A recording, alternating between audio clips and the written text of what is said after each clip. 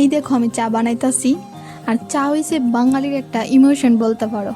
মানে ভাত না হইলেও চলবে একবেলা, বাট চা না হইলে হইতো না। যেহেতু এখন শীতের দিন, তো চা তো স্পেশাল সকালে থাকবোই।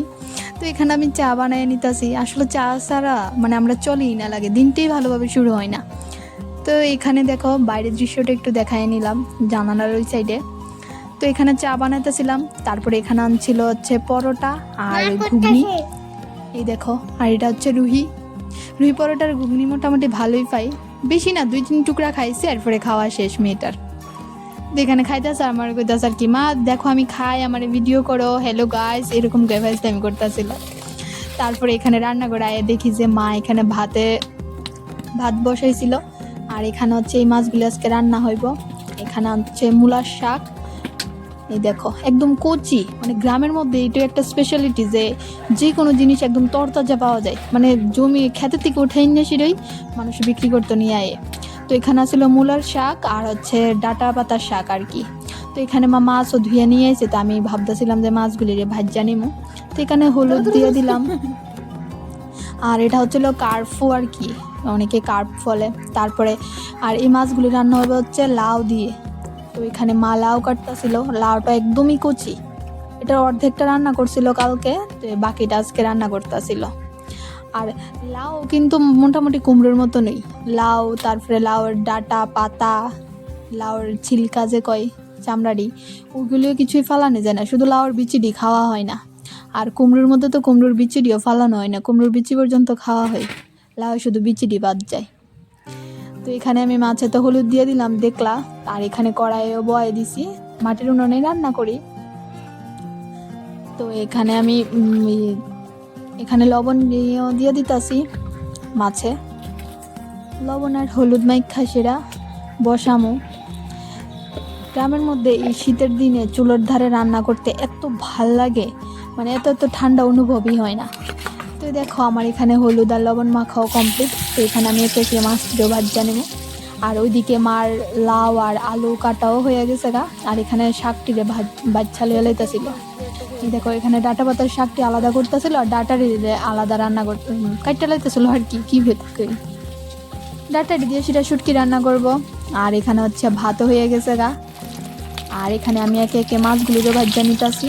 প্রথমে এখানে 7 পিস মাছ আছিল, তো প্রথমে 4 পিস ভাজলাম, আর এখানে এখন 3 পিস ভাজা নিতেছি। মাছটা একদম লাল লাল করে ভাজা নিমু। আসলে আমার কাছে কড়া মাছ ভাজি মানে তরকারির মধ্যে খাইতে ভাল লাগে আর কি। তো মাছ ভাজি হয়ে গেছে গা। এবার আমি লাউ তরকারিটা বোয়ামো, সেই কারণে তেলের মধ্যে 5 ফোড়ন দিয়ে দিলাম। এখানে আলুগুলির আগে দিলাম, আসলে আলুগুলির আগে একটু ভাজা তারপরে দিয়া ওইগুলি দিমু আর কি, লাউগুলি। তো এখানে লাউগুলিও দিয়ে লাইছিলাম। আর এখানে আমি পড়ছি মশলা বাটতে। মশলার মধ্যে আছিল মরিচ আর হচ্ছে আদা। আমি শিলনোড়ার মধ্যে বাটুমো। গ্রামের মধ্যে কিন্তু মিক্সার মানুষ ইউজ করলেও মানে প্রতিদিন ইউজ করে না, মাঝে মধ্যে ইউজ করে যখন বেশি মশলা থাকে। কম মশলা হলে হাতেই শিলনোড়াতে বাইটটা নেয়। আর আমি ওখানে ভিডিও করতেছিলাম, আর রুহি ক্যামেরাটা নিজের দিকে ফিরাই লাইছে। তো আমার এখানে মোটামুটি বাটা কমপ্লিট। এই দেখো এখানে আদা আর কাঁচা লঙ্কা বাটছি। তো এগুলো নিয়ে আসি এখন তরকারির মধ্যে দিয়ে দেবো। আসলে গ্রামের মধ্যে মানুষে কিন্তু মানে এত গুঁড়া মশলা এত ইউজ করে না, বেশিরভাগ বাটা মশলা ইউজ করে। তো আমি এখানে লাউয়ের মধ্যে দিয়ে দিলাম, মোটামুটি কষায় নেবো। তারপরে এখানে এটা জিরা ধনিয়া গুঁড়ো দিয়ে দিলাম। লাউয়ের মধ্যে এত হিবিজিবি মশলা লাগে না, এটার মধ্যে সাধারণ কিছু মশলা দিলে কিন্তু ভালোই লাগে খাইতে। যেহেতু শীতের সময় লাউ খুবই স্বাদ, আর এই লাউটা খুবই স্বাদ ছিল। এখানে মোটামুটি আমার কমপ্লিট হয়ে গেছে গা কষানিটা। তারপরে এখানে এবার মাছ দিয়া দিমু। এই দেখো সবগুলি মাছ দিয়া দিমু। এখানে মাথা লেজা তারপরে এমনি টুকরাও আছিল চাক আর কি। তো এগুলি দিয়ে সেটা একটু কষায় নিমু। তারপরে একটু হালকা কষামু, বেশি কষাইতাম না। তারপরে একটু জল দিয়া দিমু। এখানে আরও অনেক কিছু রান্না হয়েছিল, বাট ওই ভিডিও আর করা হয়েছে না। এখানে আয় পড়ছিলাম আমি জমিতে যাবো, জমির দিকে। এখানে দেখো নারকেল গাছটার মধ্যে এখানে টিন বান্ধা দিছে। আসলে কইলাম যে কাঠবিড়ালের মতো দেখতে ছোলা, এগুলো লেগে নারকেল একদমই রাখা যায় না। আর দেখো গাছের মধ্যে 2টা পাখির বাসা, ঠিকভাবে বোঝা যায় কিনা। তারপরে এখানে অনেকগুলি গাছের ডালপালা গাছটা দিছে। এই ডালদি দিয়ে সেটা ওই ছলাটা নারকেল গাছ আয় সেটা নারকেল গুলে খাইয়া নষ্ট করে এলাম। তো কথা কইতে কইতে এখানে আমি মাঠের দিকে আইছি বা জমির দিকে। আমার কাছে এত ভাল লাগতেছিল, আর ওই দেখো একটা পাখি উড়া যাইতেছে। মানে গ্রামের মধ্যে তুমি এই জিনিসটা সবচেয়ে বেশি সুন্দর, গ্রামের মধ্যে জমি থাকবো, তারপরে টিলাভূমি, এখানে গাছপালা, মানে এত ভাল লাগে। যদি বৃষ্টির দিনে হইতো বা বর্ষার সিজনে যখন ধান আয়ে তখন কিন্তু জমির মধ্যে নামা যায় না, পুরা প্যাক থাকতো কাদামাটি। যেহেতু এখানে মানে শীতের সিজন, সেই কারণে জমির মধ্যে নামা যাইতেছে। এখানে ওই দিদাটা নাড়া কাটতে আছে, এটা আমরা জমিয়েই আমরা ধান ডিকাইটা নিয়েছি গা, তো দিদাটা এখন নাড়া কাটবো। এই দেখো, আর এখানে জেঠুমনি ওই গরু বাচ্চাটা লইয়া যাবো গা বাড়িতে।